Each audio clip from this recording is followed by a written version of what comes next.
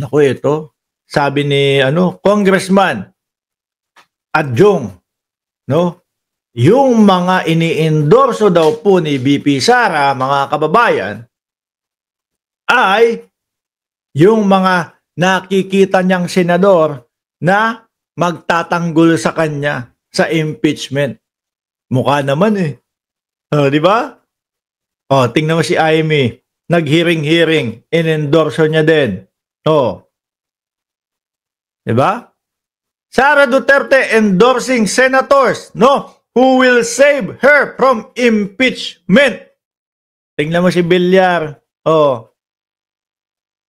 Di ba? Ini-endorso din niya si Camille Villar. Kaya lang mga kababayan, ang ganda nung ipinalabas ng kompleto detalye. Yung ipinalabas ng Rappler. Kung hindi nyo pa po napapanood yun, tingnan nyo po doon sa page ng Rappler. Kompleto detalye. At meron mga kababayan tayo, matatanda na hirap umigib ng tubig. Dahil simula daw nung pumasok yung prime water, at ito pala ay pag-aari ng mga Villar, yung prime water. Kaya po pala, yung isang bahay namin sa Antipolo, mga kababayan, walang tubig. Kapag na kami nagbabakasyon, diyan. Although hindi naman ganun katagal, dati okay naman eh. Pero nung huling bakasyon namin, August, biruin mo, merong ganitong oras mawawala ng tubig. Ang ganda-ganda, ang ayos-ayos. Nung tinitirhan namin, yung subdivision, dating Camellia. Yung Esmi ko ang ang bumili nun, Kasi ang ginawa namin, nung kami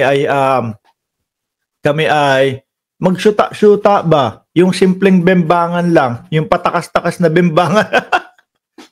Ang ginawa namin, bumili siya ng property niya. Bumili ako ng property ko. Yung ngayon, kahit pa paano, meron ng mga property. Di ba? Binili niya yon sa Camellia. At hanggang ngayon, kaklose namin yung mga kapitbahay namin dyan. Hanggang ngayon, problema pa din yung tubig. Camille Villar, ini-endorso ni Inday Sara Duterte. Di ba, mga bossing? Sabi ni Alcid, Adam, bayaran ka! Huwag ka nang magdada. Magpapaalam na ako, pinapatapos na po ni Adam Alcid. Aalis na po ako. Inan nyo, mga DDS, hanggang ngayon, paulit-ulit pa din kayo ng bayaran? Isang ang sulit dyan. Alcid, isang comment dyan. Susuportahan ka namin. Sabay-sabay kami, magko-comment kami. Iko-comment namin. Sulit, okay? Sulit! DDS! DDS! Wala na kayong ibang ikinomento kundi bayaran. Ako yan din ang nakikita ko eh. Yung mga ini-endorse niya, di ba, Villar? Nung pagkaka-aresto kay dating Pangulong Duterte at pagdala sa The Hague, agad-agad silang may mga kumbaga may speech agad sila. Si Manny Villar, si Cynthia, si Mark Villar. Mas nauna mga kababayan, yung pagbagsak ng tulay doon sa lugar na nakalimutan ko kung ano pangalan ng lugar na yon. Naunang bumagsak yung tulay na yon kaysa arestuhin ang dating Pangulong Duterte. Pero doon sa tulay, si Mark Villar, walang sinasabi. Tahimik lang po. Pero nung naaresto na ang dating Pangulong Duterte, etong pamilya Villar, mga kababayan, ang bibilis. Ang bibilis magpakita ng kanilang suporta kay dating Pangulong Duterte. Si Amy, sino pa ba ini-endorse niya? Siyempre sila ba to? Si Rodante Marcoleta. Diba? Si Rodante Marcoleta, kahit i-endorse ho yan, mga kababayan Hindi din po aangat yan, hindi din po mananalo Boss Mark, paano pag nanalo si Marcoleta? Lagot ka, yari ka. Ano namang gagawin niya sa akin? Gagantihan niya ako, re-resbakan niya ako. Pawang katotohanan lang yung mga ipinapakita natin dito. At Mismong sinabi niya yun. Kahit magkaharap kami sa Senado, sa Kongreso, isosoplak ko sa kanya yung mga sinabi niya. At lahat po yan, isinesave namin dito sa computer namin. At ako kapag nag-upgrade, hindi ko ibinebenta yung laptop. Tinatago ko para kahit kailanman, maipapakita ko at laging nandoon yung mga ebidensya namin. Basahin natin tong balita ni politiko na sinabi ni Adjong, Sara Duterte endorsing senators who will save her from impeachment.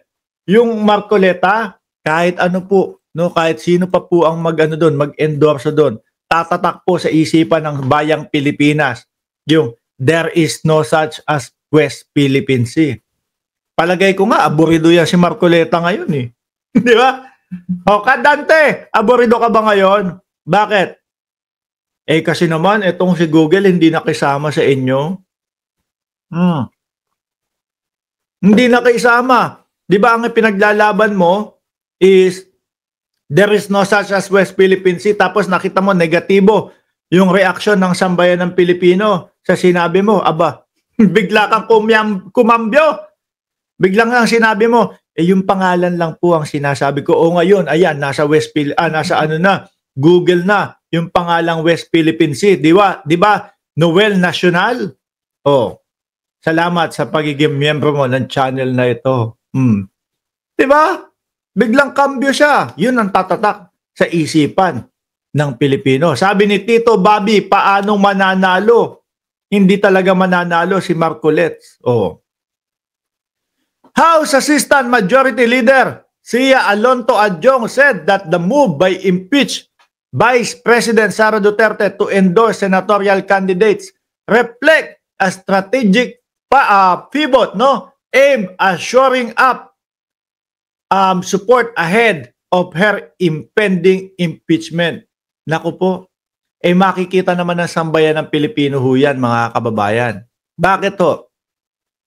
Kung sila sabihin na natin, sige, DDS yung mga nanalo, di ba, Sir Ferdinand Austria? DDS yung mga nanalong mga senador. Mahahalata ng sambayan ng Pilipino yan. Di ho ba?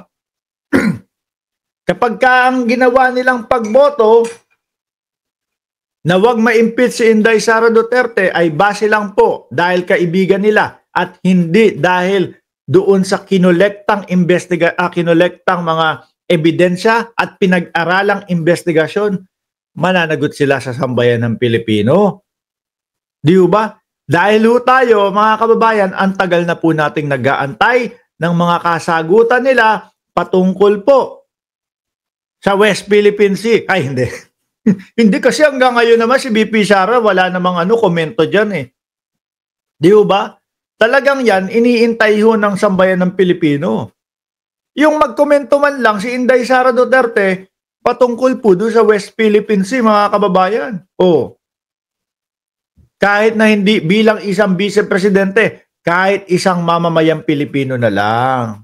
Di ba? Hindi, tayong mga mamamayang Pilipino, nag-aantay po tayo doon sa kasagutan nila about mga confidential funds. At iniintay din po natin, mga boss chipamo, sir, yung magiging kasagutan din po ni Inday Sara Duterte kung bakit lumabas sa kanyang bibig yung mga pagbabanta sa buhay ng Pangulo, pagbabanta sa buhay ng asawa ng Pangulo at kay House Speaker Martin Romualdez.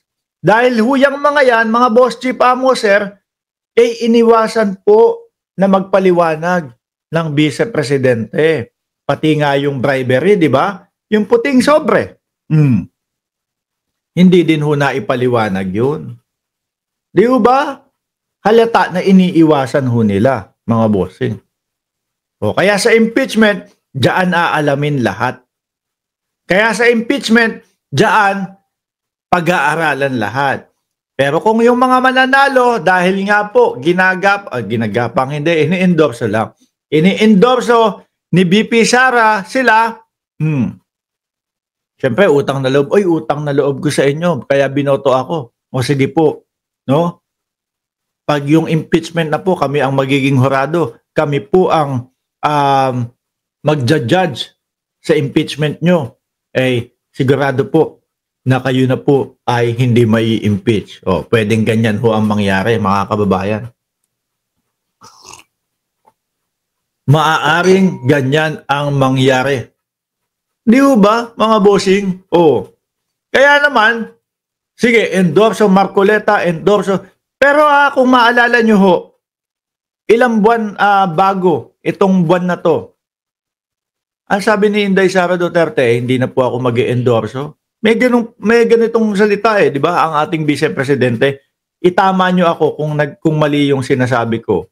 No, pero ngayon, dahil nga nalalagay sa bingit ng impeachment, no? Ayan.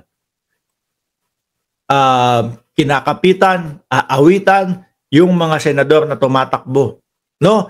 Na alam niya maaaring manalo at posibleng manalo. Kumbaga, konting push lang. Diba? Konting push lang. Si Villar kasi nasa 12, no? Pero yung Manang Aimee Marcos, ano yun? Tingin ko, nasa 15 na ho yun.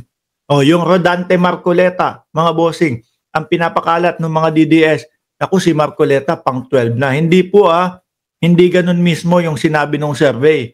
12 to 18. Posible na 12, no?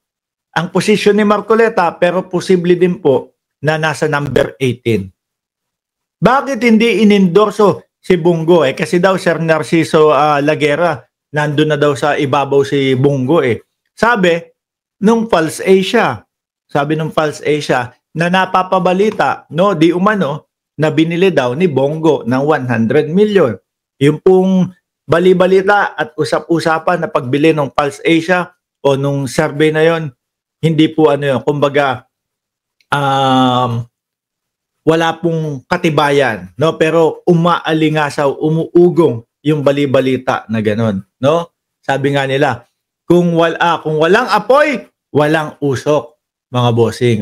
Ulitin ko hindi kumpirmado yung balita na iyon, pero umaalingasaw. Sabi nga, kung walang apoy, walang usok. Yun lang naman ang iiwanan natin sa inyo, di ba?